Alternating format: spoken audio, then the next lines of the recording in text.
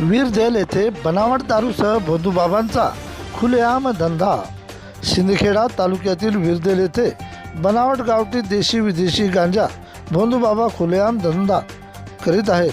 त्यामुळे गोरगरीब जनतेचे संसार उद्ध्वस्त होत आहेत। त्यामुळे वीरदेल गावातील सामाजिक कार्यकर्ते राजेंद्र जगन्नाथ बैसाने यांनी शिंदखेडा पोलीस स्टेशनला लेखी स्वरूपाचे निवेदन दिले।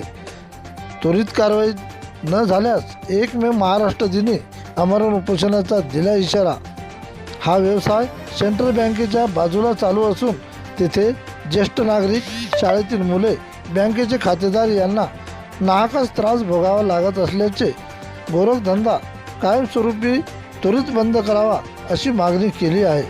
तसेच बायपास चौफुलीवर एका पानटपरीवर खुलेआम गांजा विक्री होत असून भोंदूबाबा देवमन मोरे हे विक्री करीत आहेत। अशा भोंदूबाबावर अंमली पदार्थ विक्री कायद्यानुसार गुन्हा दाखल करण्यात यावा व दारूसह गांजा कायमस्वरूपी बंद करण्यात यावी अशी नियमित इथे पौर्णिमा अमावस्याला मंत्रतंत्र, जादूटोणा असे प्रकार चालू असतात।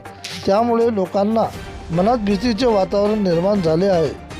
प्रतिनिधी राकेश बेहेरे पाटील।